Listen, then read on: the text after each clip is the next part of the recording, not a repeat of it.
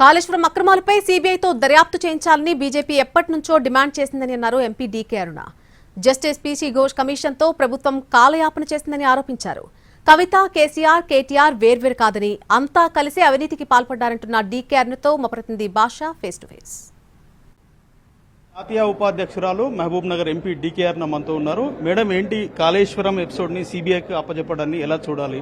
సీబీఐతో నిజాలన్నీ కూడా నిగ్గు తెలుస్తారని చెప్పేసి అనుకోవచ్చా? అసలు కాంగ్రెస్ పార్టీ 20 నెలల తర్వాత సిబిఐ ఎందుకు అంటుంది? ఆ రోజు మేము సిబిఐ ఎంక్వైరీకి ఇవ్వమని గతంలో కమిషన్ వేయకంటే ముందే చెప్పినాం. కమిషన్ అన్నప్పుడే కమిషన్ ఎందుకు, మీరు సిబిఐ ఎంక్వైరీకి ఆదేశించండి అన్నాం. మరి ఇంతవరకే 20 నెలలు తాత్సారం చేసి 20 నెలలు గడిపేసి దాన్ని నీరుగాచేటటువంటి ప్రయత్నం కాంగ్రెస్ పార్టీ చేస్తుందనేది మాకున్నటువంటి అనుమానం. లోపాయికారి ఒప్పందం మీద జరుగుతున్నది వాళ్లకు కాబట్టి దీన్ని నీరు గాచేటటువంటి ప్రయత్నం కాంగ్రెస్ ప్రభుత్వం చేస్తా ఉందనేది మాకు ఉన్నటువంటి అనుమానం కాదు, ఇది నిజం కూడా కాబోతుందని రేపు అనుకుంటున్నాను. బీఆర్ఎస్ ఎమ్మెల్సీ కవిత చేసినటువంటి వ్యాఖ్యల్ని ఎలా చూడాలి? ఇందులో కేసీఆర్ పాత్ర లేదు, హరీష్ అండ్ సంతోష్ పాత్రనే ఉంది, కావాలని ఇరికిస్తే ప్రయత్నం చేస్తున్నారు రేవంత్ రెడ్డి అంటున్నారు. దీన్ని ఎలా చూడాలి? ఇప్పుడు ఆమె ఏమైనా మాట్లాడొచ్చు, ఎందుకంటే ఎవరు మాట్లాడినా కేసీఆర్ బిడ్డనే కదా ఆమె. హూ ఇస్ కవిత అంటే కేసీఆర్ కూతురు, ఇండివిజువల్ కవిత అంటే ఎవరు లేదు, ఆమెకేం లేదు, వెనక ముందు లేకపోతే ఏం లేదు. ఆడు కేసీఆర్ కూతురు లేకుంటే కవిత హూ ఇస్ కవిత? కేసీఆర్ కూతురు కాబట్టే మాట్లాడుతుంది. బికాస్ మీడియాలో ఏదో నేను మాట్లాడితే ఏదైనా మైలేజ్ వస్తుందేమో నాకు అనేటటువంటి ప్రయత్నం చేస్తుంది.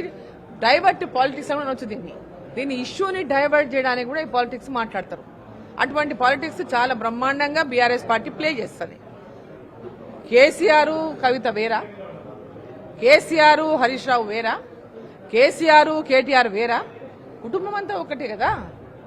ఇప్పుడు ఆ కుటుంబం అవినీతి చేసింది అన్నప్పుడు కల్వకుంట్ల కుటుంబంలో కల్వకుంట్ల బంధువులు కావచ్చు, వాళ్ళు కదా అధికారంలో ఎంజాయ్ చేసినటువంటి వాళ్ళు, అధికారాన్ని అనుభవించినటువంటి వాళ్ళు, అవినీతిలో పాలు పంచుకున్నటువంటి వాళ్ళందరూ ఒకటే కదా.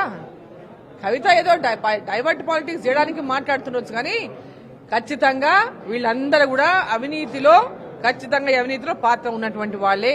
కాళేశ్వరంలో ఈరోజు నిండా తెలంగాణను ముంచిన వాళ్లే, దాంట్లో ఎలాంటి అనుమానం లేదు. ఎవరైనా వాళ్ళు ఎన్ని మాట్లాడినా కేసీఆర్ కుటుంబం అంతా కూడా దీంట్లో పాత్రదారులే, సూత్రధారులనే స్పష్టం. సిబిఐతో కాళేశ్వరం అవినీతి అనేది బయటపడుతుందని అనుకోవచ్చా క్లియర్ గా?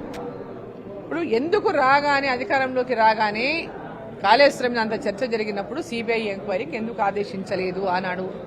ఈనాడు 20 నెలల తర్వాత వాళ్ళు ఒక కమిషన్ వేసి, ఘోష్ కమిషన్ అని కమిషన్ వేసిన తర్వాత, కమిషన్ రిపోర్ట్ ఇచ్చిన తర్వాత ఇప్పుడు సిబిఐ ఎంక్వైరీ అంటే దాంట్లో ఉన్నటువంటి మతలబ్ ఏంది అదే చెప్పాలి వాళ్ళు. సో మొత్తం మీద కాళేశ్వరం అవినీతిపై సిబిఐ విచారణ అనేది తాము మొదటి నుంచి చేస్తున్నటువంటి డిమాండ్ అని చెప్పేసి డీకే అరుణ పేర్కొంటున్నారు. ఇక కవిత వ్యాఖ్యలపై వారి కుటుంబము కాళేశ్వరంలో అవినీతి చేసింది, అది డైవర్షన్ పాలిటిక్స్ లో భాగంగానే ఇలాంటి వ్యాఖ్యలు చేస్తున్నారని చెప్పేసి ఆమె అభిప్రాయపడుతున్నారు. సందీప్తో అహ్మద్, ఎన్టీవీ, మహబూబ్ నగర్ నుంచి.